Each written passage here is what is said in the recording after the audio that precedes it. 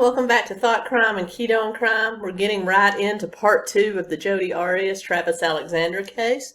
Want to say a big to all my wonderful channel members and Patreons. If you would like to join them, those links are down below, or if you're looking for some cool merch, those links are above. As well as if you have not seen part 1 of this story, I highly recommend you check that out first. I'll link it up here. And with that being said, let's jump right into it. Last week, we left off with Travis Alexander's background. Now let's get into the perpetrator herself, Jodi Arias.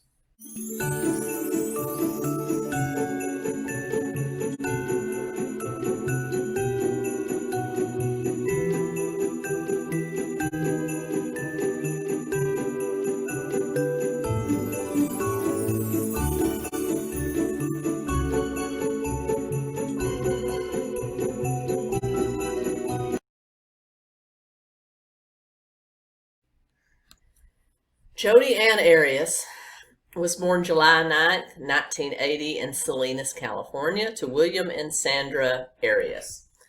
William was of Mexican ancestry and Sandra was of German and English ancestry. Salinas is a small town near the Central Valley in Northern California and pretty modest middle class type of city. A lot of my favorite country in California is up in the northern part. When you get to the Central Valley, Fresno, and up, that's literally my favorite part of California. And she was one of 4. She had 2 siblings, 3, Colin, Joseph, and Angel. And she had a half-sister, Julie, from her dad's previous relationship. But she was the oldest of Bill and Sandra's children. She had a pretty normal middle-class upbringing.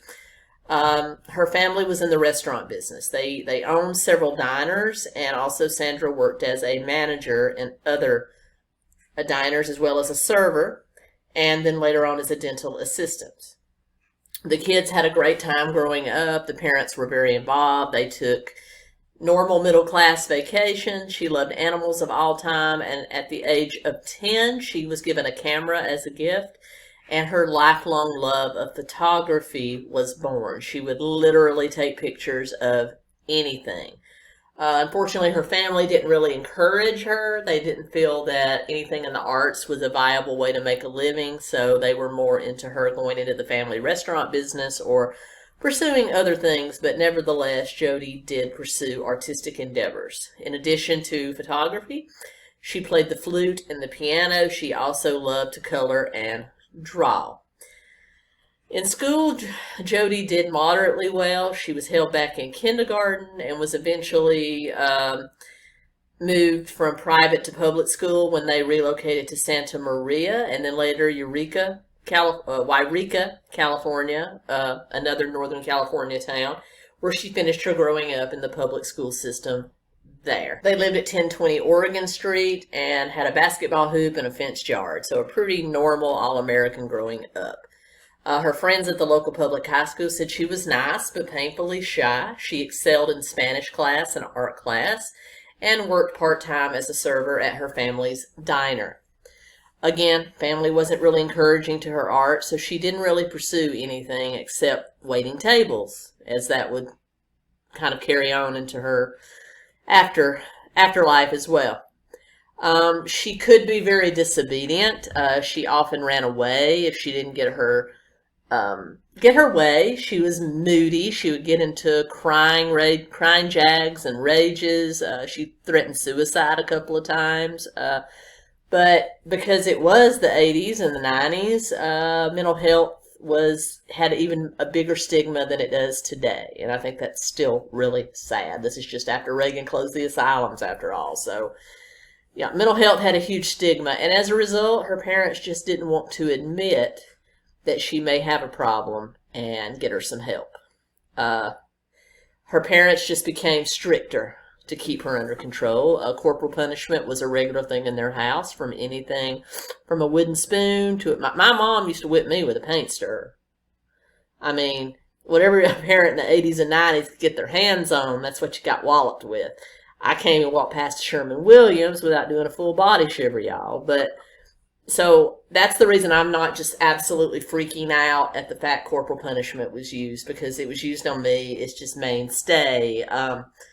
Maybe we were better off when it was mainstay. I don't know. I don't want to get into that debate, but I'm just commenting. Now, what I do disagree with is them obviously not getting her help for obvious mental illness and using corporal punishment as kind of a therapy or a deterrent. But anyway, Jodi would later describe these things in the court case as abuse. At the age of 14, they caught her with some weed on top of the roof, growing it in some potted plants. Now, being that it's legal in California now, doesn't sound like a big thing, but in the 90s, it's kind of a big deal. So there are conflicting reports, various articles and books I read on the subject. Some say she had one weed seed, which if that was the case, she was maybe just seeing if she could grow it, and others say she had quite a little garden going on up there. I don't know what is the truth. But because of this, her parents grounded her, searched her room, and they lost all trust with Jodi, and as well Jodi lost all trust with them. And it was here that all hell kind of broke loose with the Ariases. Jodi would sneak out even after being grounded. Her dad would find her and use corporal punishment on her. So you can see there's just more and more of a snowball effect going on here, and not in the reverse good kind of way. She would resent them for the rest of her life for the kind of stuff that was going on. Now, Jodi really strove to be a California kid.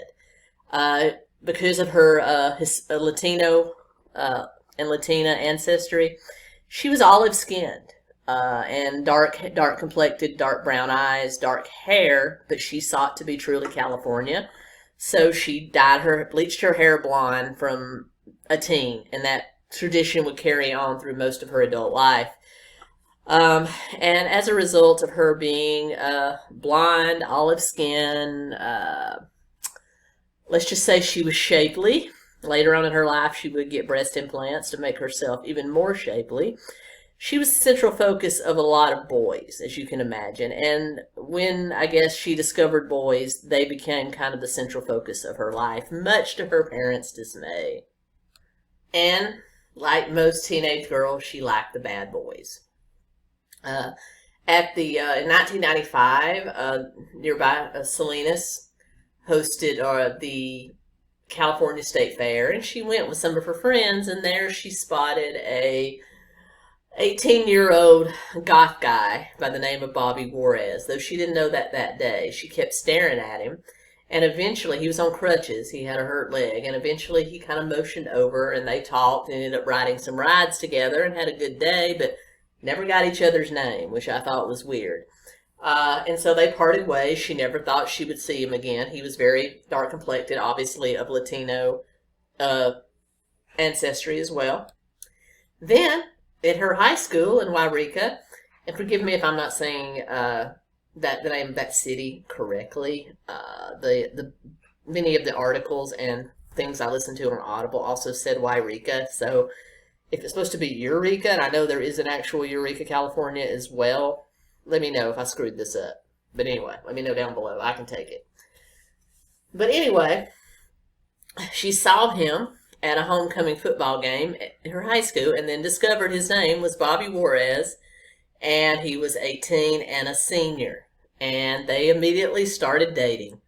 Every day at lunch, she would meet him at a convenience store across from her school that had an arcade, and they would spend their lunch hour holding hands, kissing, and playing video games. He was very much into the occult. He was a huge believer in vampires. He literally thought vampires were a real thing. He wanted to go live with them in San Francisco, where he thought where the vampires lived. There's some blood-sucking politicians in San Francisco, so maybe he's not entirely wrong. But he also wanted to get very serious very quick. And less than a year into the relationship, in spring of 1996, she broke up with him. He ended up trying to commit suicide by cutting his own wrists. It ended up in inpatient care for about 60 days as a result of the breakup. Is that Jodi's fault? No. I'm just mentioning it because these things would become a trend in her life. The following summer, 1997, she went to Costa Rica for 3 months and as an exchange student trying to learn more in depth the Spanish language. And she ended up rooming with an Arias family in Costa Rica and kind of got involved with their oldest son named Victor. They both fell head over heels for each other, and even after she returned home to Wairika, they spent the majority of that next school year writing to each other in Spanish, both email and handwritten letters, very intense love letters. The next summer, he came to stay with her 2 weeks in 1998 and got very jealous of her social life. He didn't like her friends. He especially didn't like her male friends. And he was begging her to move back to Costa Rica and get married. However, she didn't. She broke up with him because, again, getting too serious too soon. You got to remember, she was only 17 going on 18 at this time. Jodi's family was a non-denominational Christian. Her father had a Catholic background. Her mother was definitely Protestant, but she wasn't really into like religion heavily until later in the summer of 1998. She was working at her parents' diner and got to talking with a regular customer who was an older man that was very much into a Christian doomsday cult. Oh, Lord.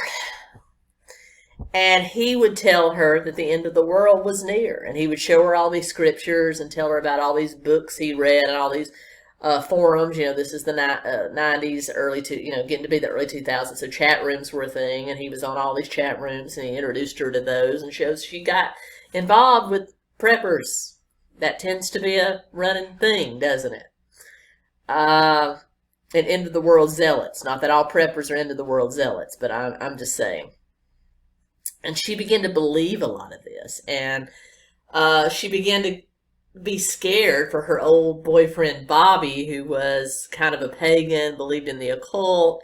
She called to talk to him. At first, he didn't want to talk to her, but then she sounded so worried, he decided he would talk to her. Remember, he just got out of rehab, or inpatient, not long ago a couple of years ago from trying to commit suicide after she broke up with him. And started talking to him about what this man said. And he thought it was interesting, and they started talking. And as a result, they became friends and started dating again. Toward the end of 1998, they were back together, stronger as ever than a couple. He lived with his grandparents in Montague, California, not far from Wairika. It was a kind of a dilapidated, run-down kind of house, and he lived there alone with his grandparents. She would often sneak out of her house and go over there and spend the night with him. The grandparents were fairly old and in early stages of dementia, so Bobby kind of had the run of the house. And so she would spend a lot of time with him. Again, her father caught her sneaking back in the house. They got into a huge fight. He ended up getting so mad he pushed her against the wall and told her that if she wanted to continue living under their roof, she was going to play by their rules. Unfortunately, as a lot of teenagers do, she was stubborn and did not want to follow the rules. So the very next day, she moved out and moved to Bobby's grandparents' house with Bobby. Her parents were absolutely worried to death, but she was 18, had already dropped out of high school. So what could they do? So they just kind of prayed for her, I suppose. Her parents would call her on the daily, and during one of these phone calls, her father asked her if she would wanted to maybe pursue some counseling, some therapy, and he would pay for it. She got really offended and basically yelled at him for 20 or 30 minutes about how she wasn't crazy and hung up on him. Then she continually called him over the rest of the day, and finally he got so exasperated by what was going on, he told her, "I was just kidding. I'm sorry. I shouldn't have brought it up. You're fine. You're fine." So that's kind of how people treated Jodi her entire life. You're fine. Nothing's wrong. We get a lot of people into a lot of trouble later on. So During this same stretch of time, Bobby's grandparents' dementia got worse and they were actually put into assisted living. So Bobby got the house and he and Jodi would live there together. Uh, Basically, she started working a couple of different waitress jobs. One of them was overnight at Denny's. And so, all because Bobby also worked nights, they got into the habit of sleeping during the day. So, there wasn't a whole lot of communication between them. While she was at work, Bobby would often skip work, because of course, and would stay home and start talking to people in chat rooms and on party lines. Remember the old-fashioned party lines? He would talk to people on that, run up the bills. Plus, started developing kind of an emotional relationship with a young lady in Louisiana. And Jodi found out because, as would become a habit in her life, she hacked into his email. It was a Hotmail account, so pretty easy to hack into, and found their love letters. She confronted Bobby. He became angry and upset, but he apologized and promised that it would never happen again. He begged her to stay, and but they continued to drift apart. The trust was gone. He became distant. She became distant. By 1999, their relationship had turned violent. There was choking, hitting, slapping, throwing people into walls. It wasn't pretty on both sides. They were equally, I guess, abusive to each other. And then in one particularly bad moment, Bobby threatened to kill her entire family. She called 911. Bobby pried the phone out of her hand, hung up. They called back. He said it was a misdial. He basically described in detail how he would kill her entire family if she didn't, get out and leave him the F alone. So she went back to Wairika and lived with her grandparents, Carlton and Carol Allen, 1 mile from her parents. And this was her mother's parents. And she still talked to Bobby, though.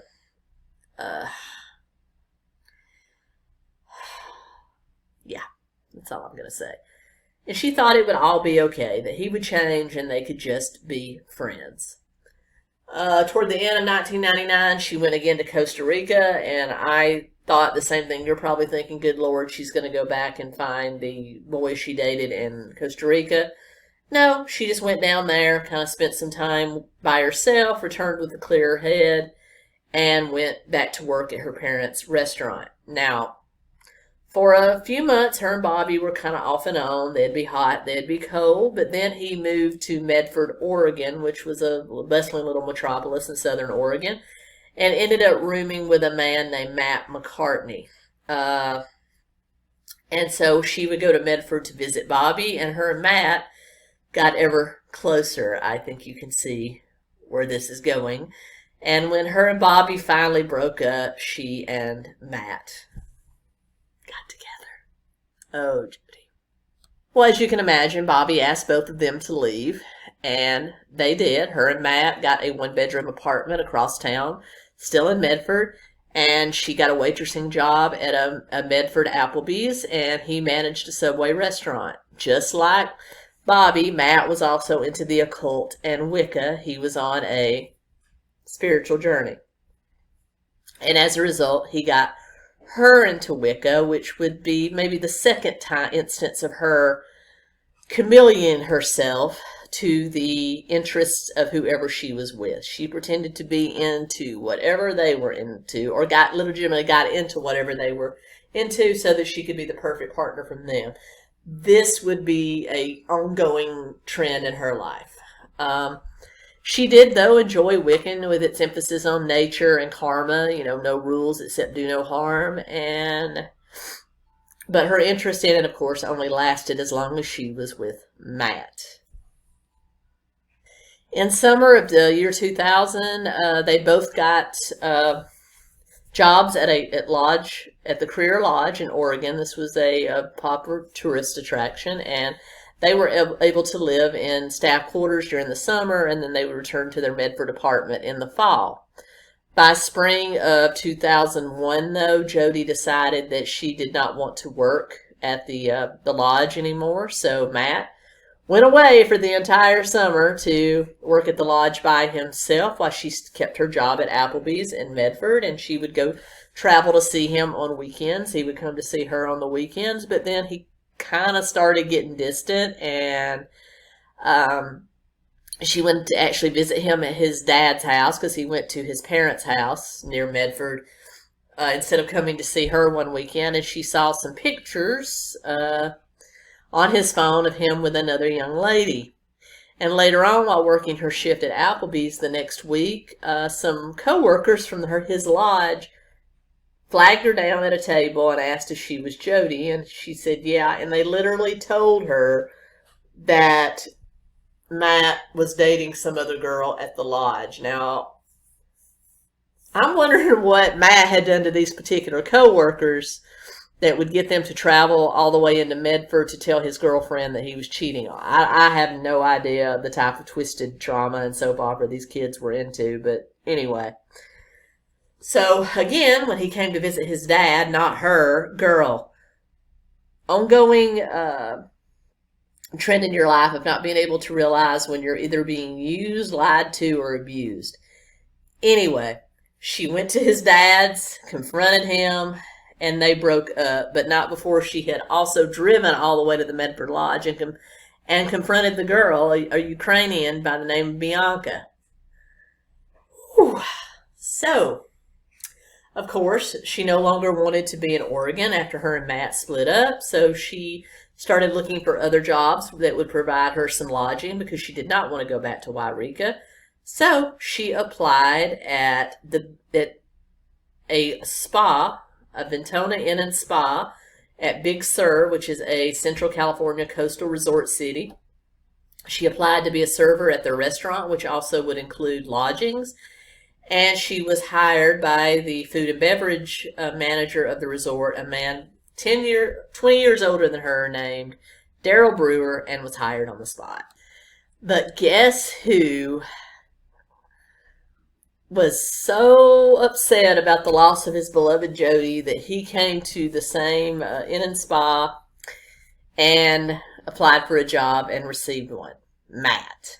I guess it was over with Bianca, and he came there looking for a job. He was hired, and because there was no room currently in staff cabins, they were allowed a free space at the campground and lived in a tent together for a couple of weeks. She swore they were just friends. Yeah. And they eventually were given a cabin and staff quarters, and for the next 3 years, they lived friends, and she actually got promoted to the wedding coordinator job temporarily while there. She did very well. She said this was the best job she ever had. She also got incredibly close to Daryl Brewer, who is 20 years older than her and was divorced and had a young son named Jack. They had feelings for each other, but they could not date because he was the food and beverage manager. But then he stepped down to being a server himself for whatever reason. And they started dating. Their first date was a weekend trip to San Francisco for a 49ers game. They became intimate, and they remained an item while living at the resort, even though they lived in separate quarters, and she was still living in a room with her ex-boyfriend, Matt.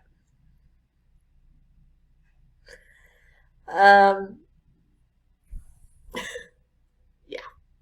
In 2005, they had been dating for about 3 years when Daryl said that he was leaving his job at Big Sur and was going to Monterey, California to be closer to his son Jack, and he told her up front he was never going to get married again, did not want any more children, but he did enjoy being with her and had feelings for her, and if she wanted to come, she could.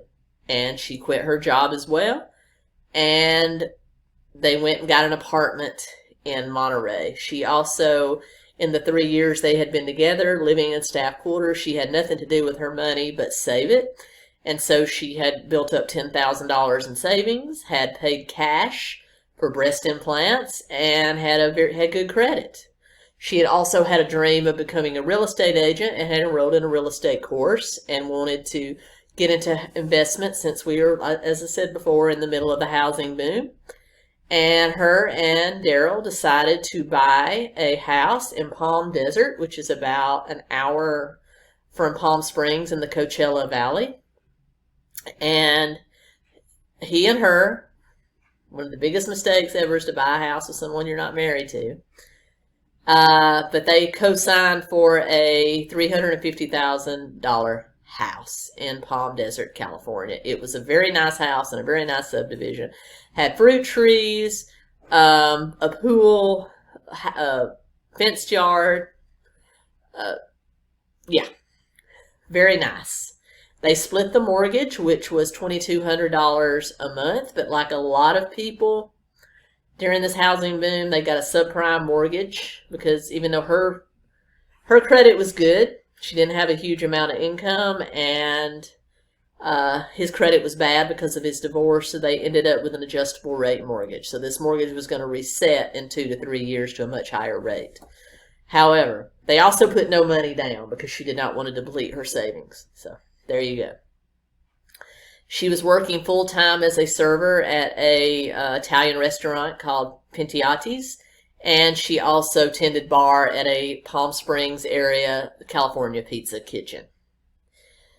As she started to think about marriage and kids, she realized she did want to marry Daryl. Here we go. And have kids, but he wasn't having it, and she got antsy with their whole arrangement.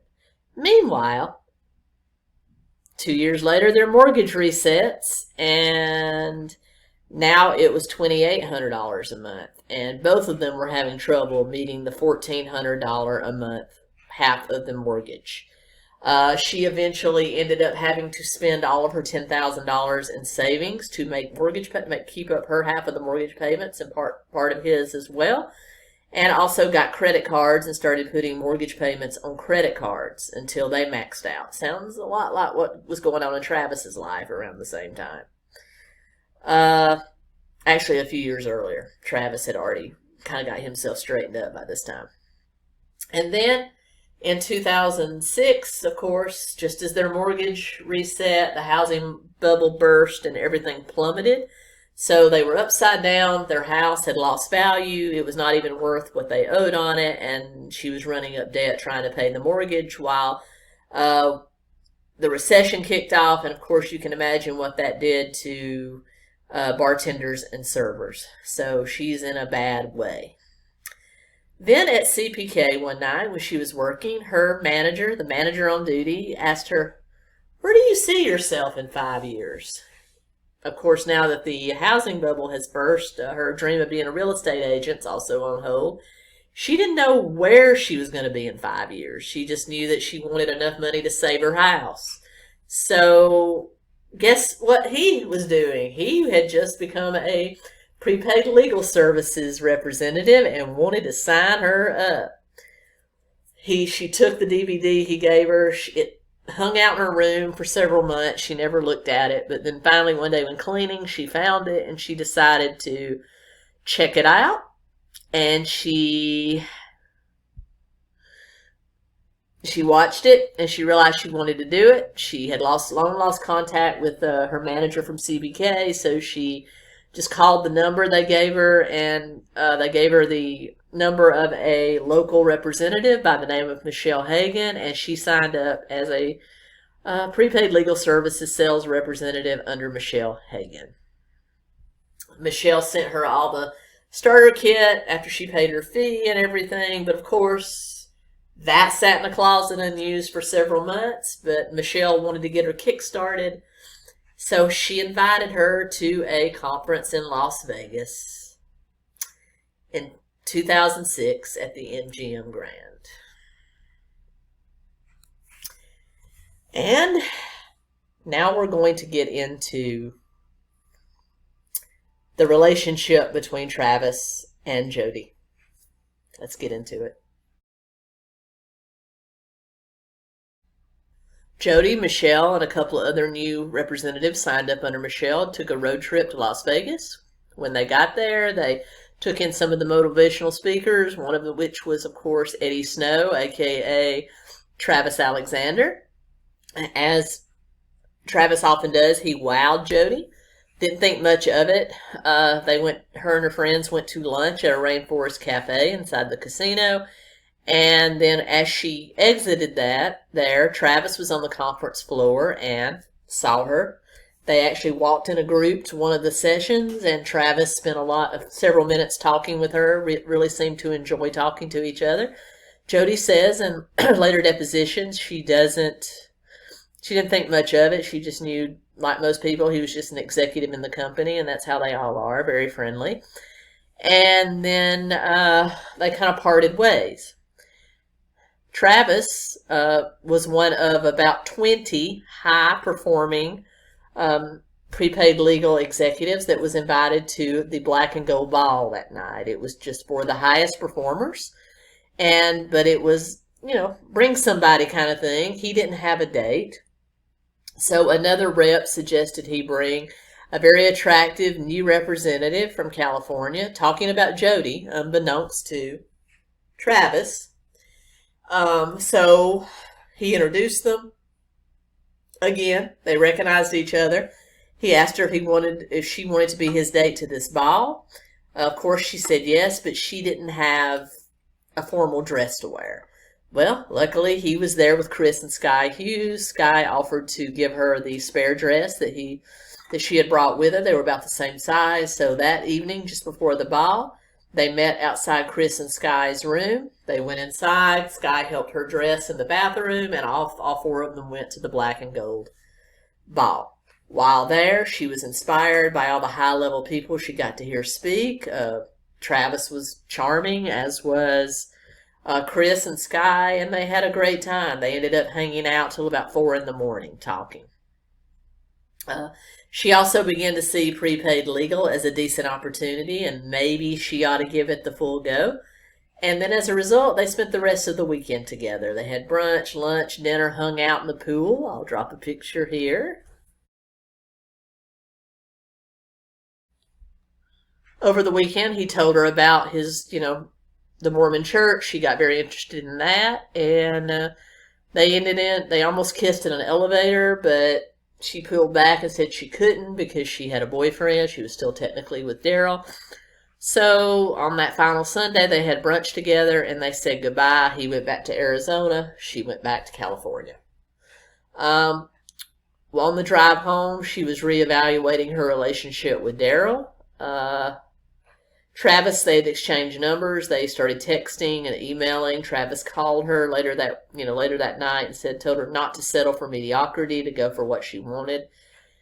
And so the following Thursday, about 4 days later, she spoke to Daryl and admitted that she didn't want family and a marriage, and if he couldn't give her that, then maybe it was time for them to end. Daryl said he understood, but that wasn't what he wanted for his future, so he was also planning to move from Montague, or from Palm Desert back to Monterey to be closer to his son, and had already taken a job there. So this relationship was doomed. They were still sleeping together on occasion, but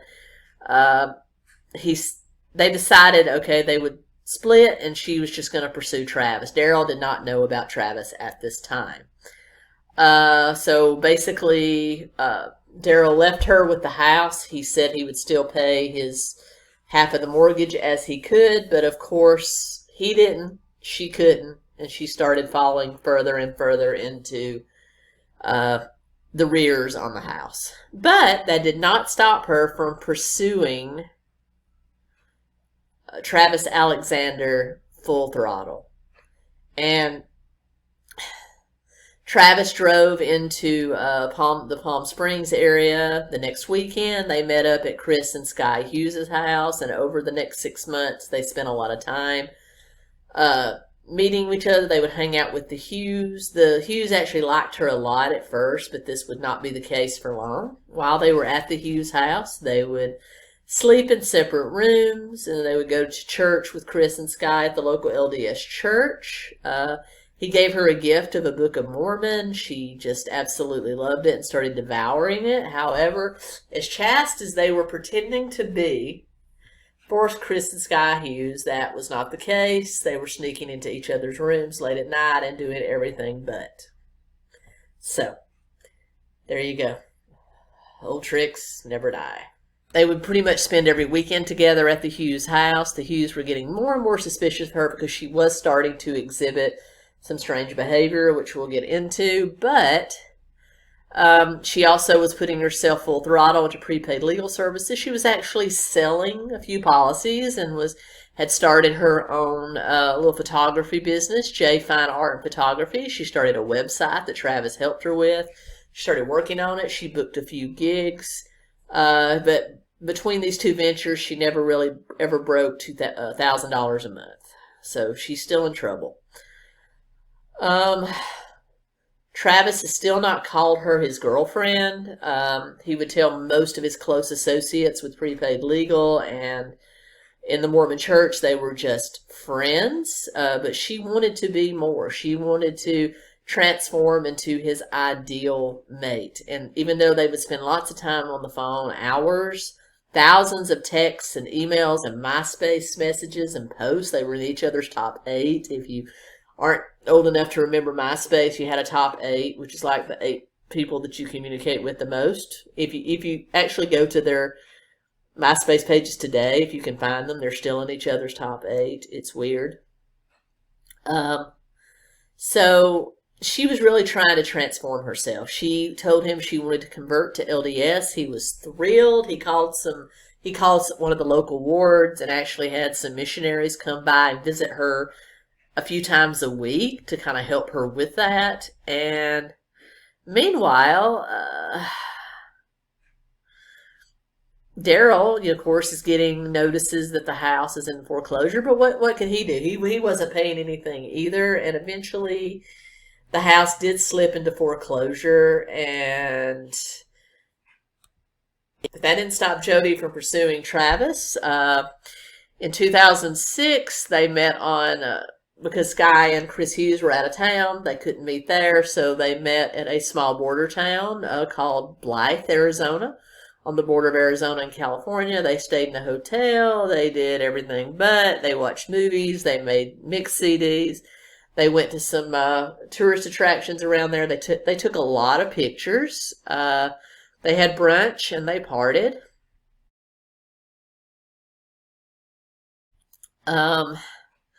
What Jodi began to realize is that there was 2 Travises. There was when he was alone with her, Travis, which was very outgoing, very affectionate, would take pictures with her, great time.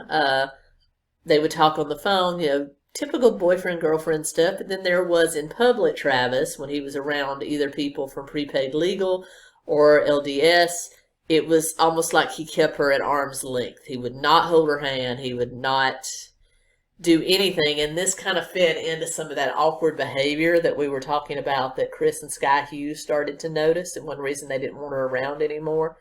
So let's get into that, shall we? When they were at Chris and Sky's house, they still made the big show of sleeping in separate rooms, but Travis would not be affectionate with her in front of Chris and Sky, and then she would try to force it. She would try to hold his hand. Have you ever had that awkward moment where you tried to hold somebody's hand and they'll go like that? That's kind of what he would do. She would try to force herself onto his lap when they were sitting in the living room. It was making him very uncomfortable.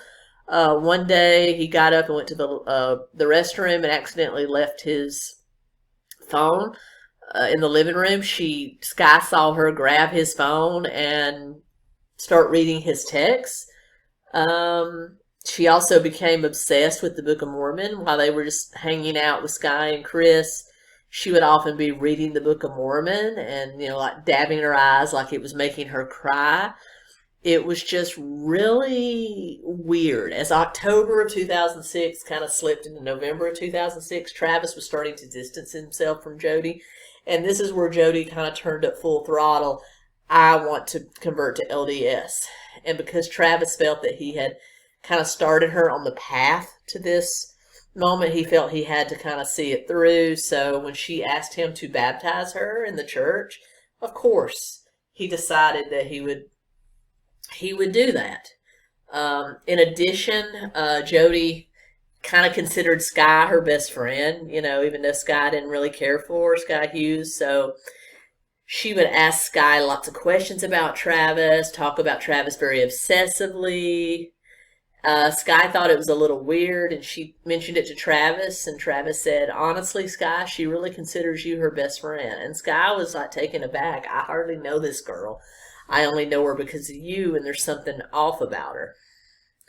Anyway, so there was kind of a lot of going back and forth. Travis was teetering on the edge of either breaking up with her or fully committing to her. So I guess they were just trying to figure it out. Meanwhile, Jodi had been working at a pretty fancy restaurant called Bing Crosby's near Palm Springs. And her coworkers even noticed she had changed. She was no longer bubbly and a good server, that she would often be late for her shift because she could not start her shift without first either texting or talking to Travis. If she texted him and he did not text her right away, or if she called him and he didn't pick up, she would not even come in for her shift. She would sit in her car until she heard from him. She was that obsessed with him, and her coworkers were really starting to worry too.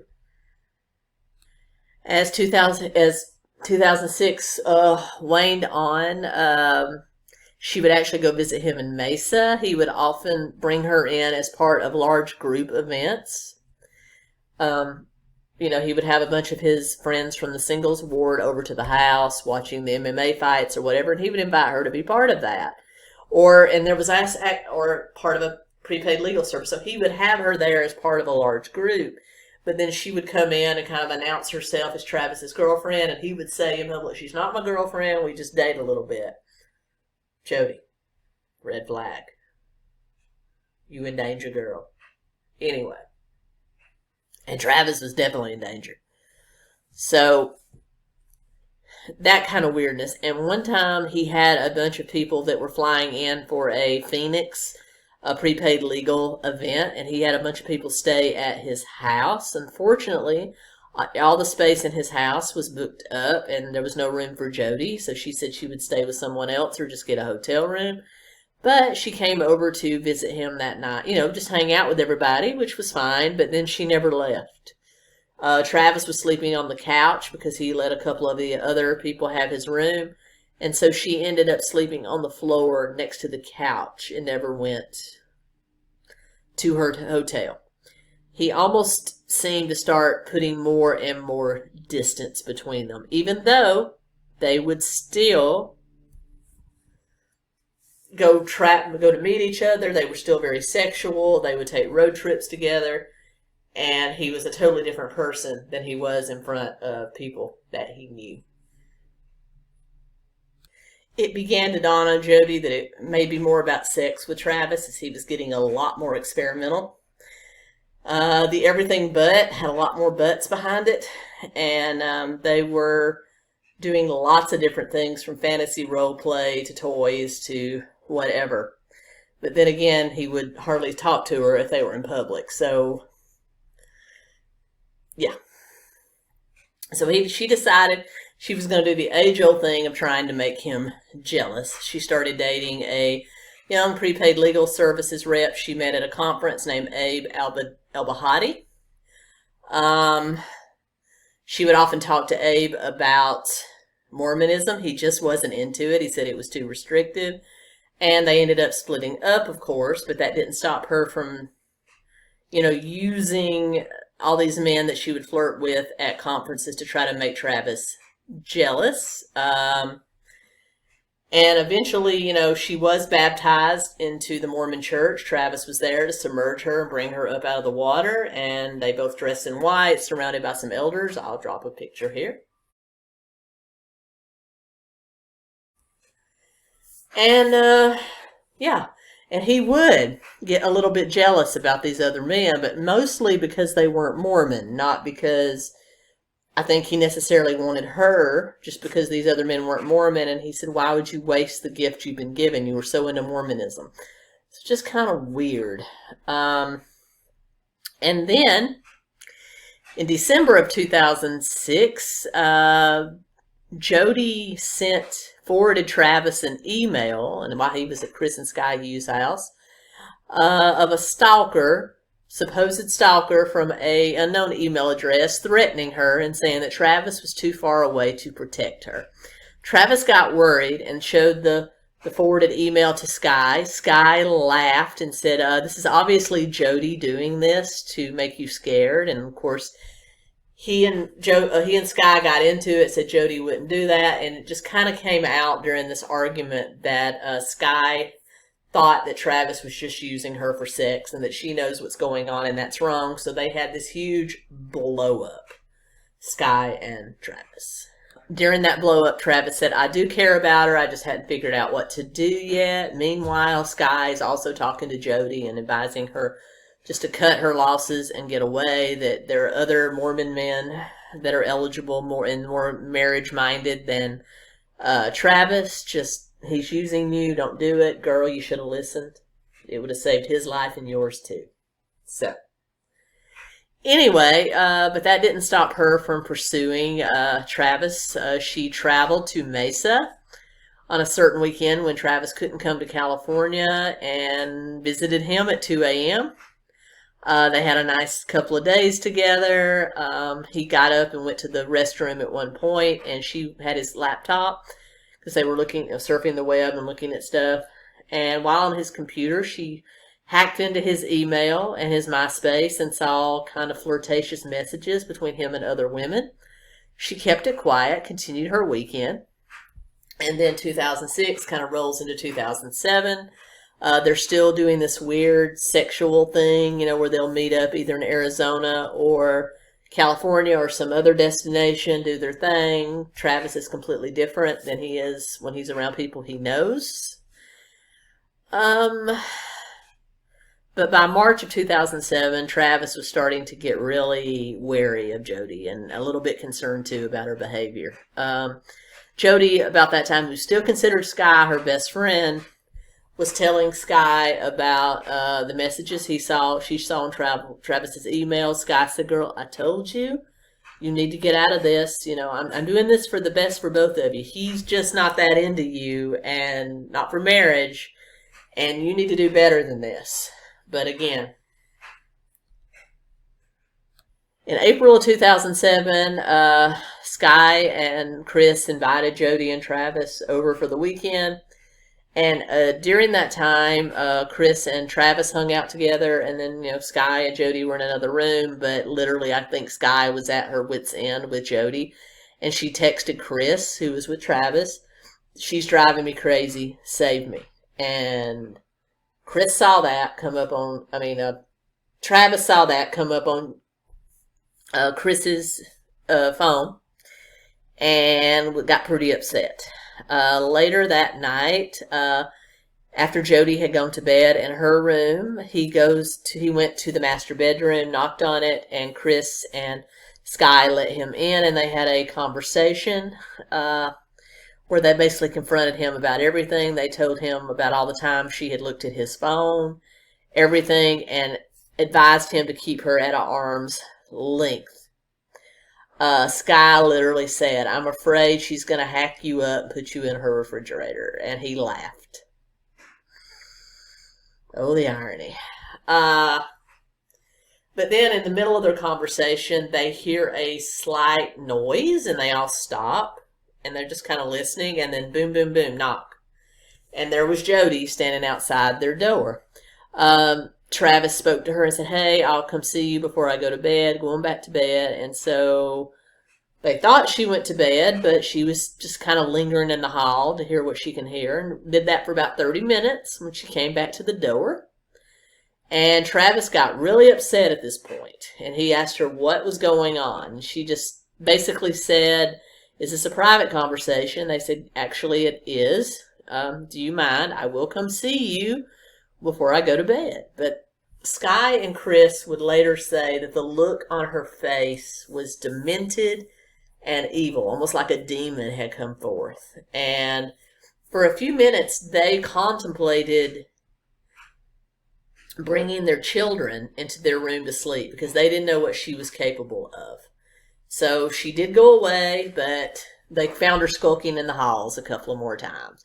Eventually, Travis went to see her and then went to bed.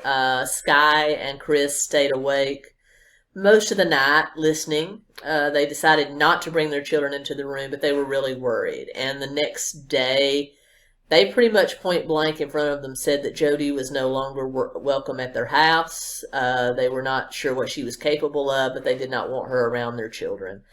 And basically, Travis blew up and said, well, fine, we won't come here anymore. And Chris said, you're not going to use our house as a meeting place anymore. So that was over. And so the next weekend, he and Jodi were driving to Oklahoma for a prepaid legal conference. Meanwhile, her house has been foreclosed on and everything, and she's living in an apartment now in California. But they're on their way to Oklahoma, and Tim McGraw's Live Like You Were Dying comes on the radio, and Travis, who normally hates country music, was pretty enthralled with this, and so he turns it up. And that's actually one of my favorite songs, too, but it's basically about a man who finds out he's terminally ill and lives like it's, the last time of his life, and he decides he wants to do that. So he says, Jodi, we don't need to meet up at the Hughes house. The whole world is our room, and plus they got, which is kind of ironic. And he also, while in Oklahoma, picked up a book that said 2,000 places you need to visit before you die, and that's literally what they started doing. They started going all over. They went to Mormon, historical Mormon places that Brigham Young and Joseph Smith had done, historically stuff in the Mormon church in. They went to both Disney World and Disneyland. They toured all the LDS temples. They went to other roadside attractions that, you see when you're going cross country. And they acted just like a couple on the road. Took lots of pictures. I'll drop a few of them here.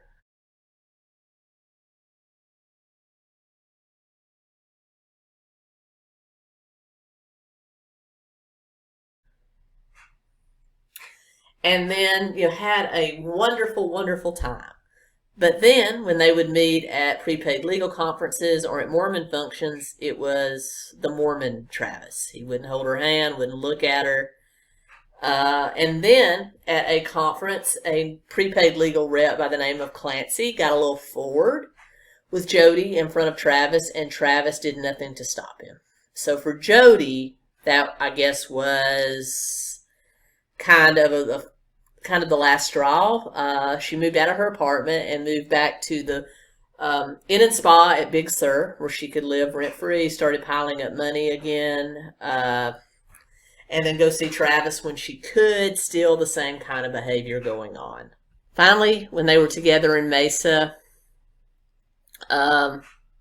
she was doing her whole thing about following Travis around and trying to force affection on him, and Taylor Surrey felt kind of sorry for her, and he took her aside and said, look, Travis has interest in other girls. He's not going to marry you. Please don't waste your time. You're too intelligent and too smart to be played like this. Just go your own way. And his neighbor, David, who is in no way connected with Travis at all other than talking to him, told her the same thing when she struck up a conversation with him in the yard. Taylor also spoke to Travis about it, and so did Dave, and he admitted he needed to break up with her. And as 2007, kind of turned into 2008, they were kind of in this weird holding pattern because Travis knew that she was not the celestial wife he wanted, and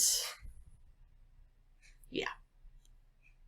Jodi was also keeping up her habit of looking at his texts and his email. Why you didn't change your passcodes, Travis, I don't know.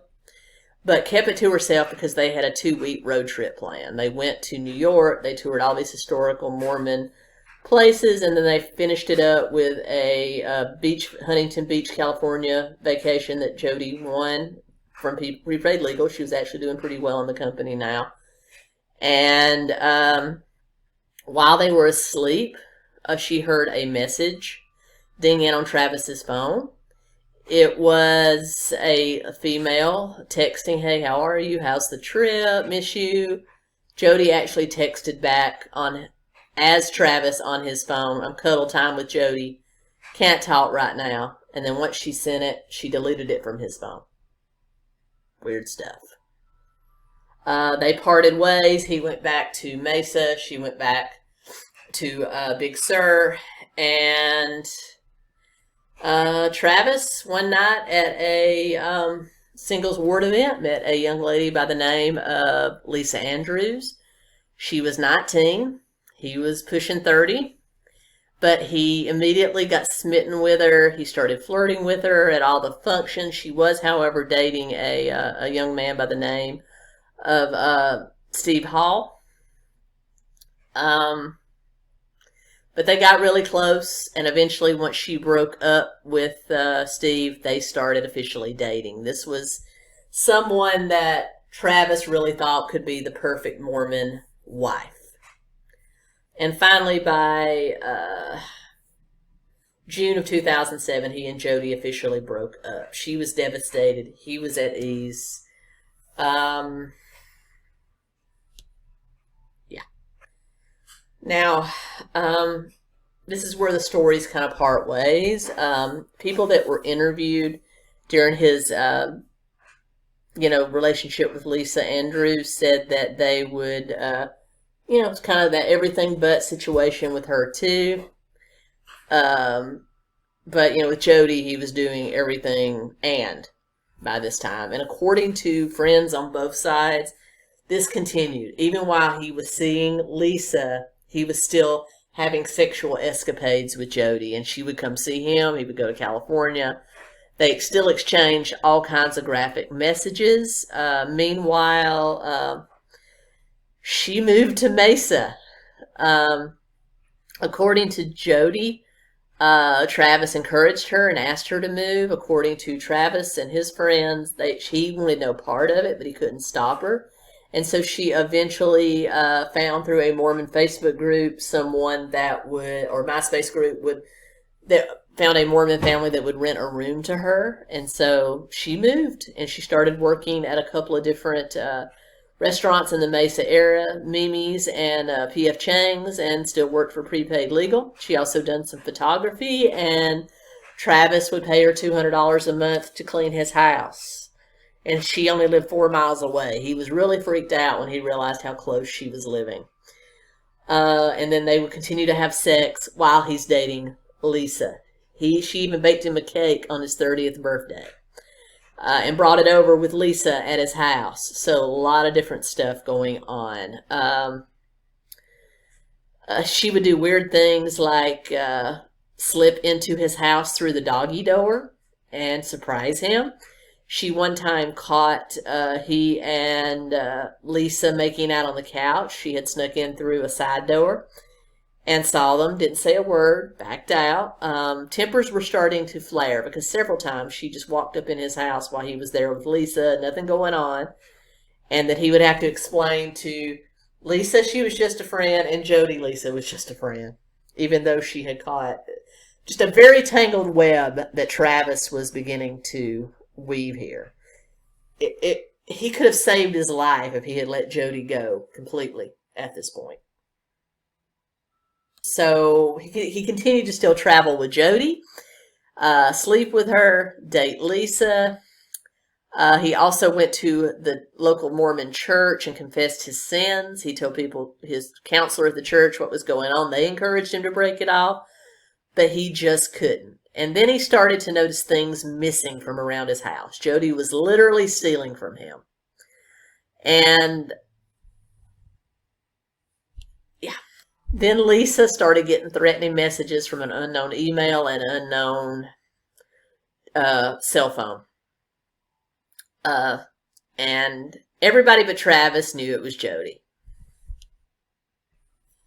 Finally, in 2008, with the recession in full swing, Travis had to kind of back away from his both of these tangled relationships because business was starting to go downhill. He was starting to lose money. His house had lost value. So he started buckling down and coming up with new ways to make money, and he broke up with Lisa as a result. Also quit hanging out with Jodi. He also had a new roommate that moved in at the time, a young man named Zach Billings.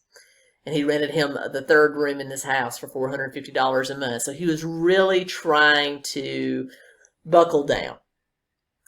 Meanwhile, He ran into Lisa at a Mormon function. They ended up rekindling and getting back together. And then the famous three in a row tire slashes happened.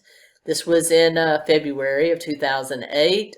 Travis was at Lisa's and discovered his tires slashed on his BMW the following morning. He got his tires replaced. They went back to Lisa's. Again, Jodi slashed his tires again. Didn't know it was Jodi at the time, but we suspected. And then a few days later, Lisa was at his house and her tires were slashed. So everybody suspected it was Jodi, including Travis. And there is some rumor going on that perhaps Jodi helped him get his tires fixed a couple of those times, only so she could slash him again. But we don't know about that. And then the weirdest thing of all, to save money, he decided to sell his BMW, but Jodi wanted to buy it. And so he sold it to her for $6,000 for $100 a month and then bought a used Toyota Prius. Travis, cut this chick out of your life. Jodi cut him out of your life. Then eventually Lisa got tired of the whole tire slashing thing and split up with him. He started dating a young woman by the name of Mimi Hall. Jodi really hit the roof because she thought that Mimi might actually be the one for Travis, the one he would settle down with. And so she started, again, breaking into his house and stealing things, harassing Mimi, all kinds of stuff. Finally, she had enough of it. She moved in March of 2008. She told Travis she was moving back to Wairika to live with her grandparents again. And in April, she did just that, even though they had sex the night before she left. Finally, we get to June of 2009. Actually, late May, when the trip was first planned. Travis was invited on an exclusive trip to Cancun for the best PPLS reps. Chris Hughes was going, Taylor was going, a lot of people were going, and originally he had invited Jodi, but then had a change of heart and uninvited her and asked Mimi to go, even though Mimi had told him at the time she was starting to date someone else, that she only wanted to be friends. But he still said, come on, let's go, we'll get separate rooms. So that was the plan, that on June 4th, 2008, they were all going to Cancun.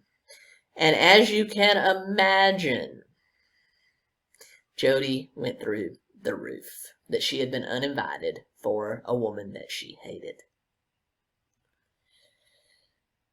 And that's where we're going to end, right before the crime. I'll be back tomorrow with the final part of this saga. I'm going to get it in 3 parts, y'all. I apologize for the length of this, but I'll be back real soon. Until next time, Keto Copy.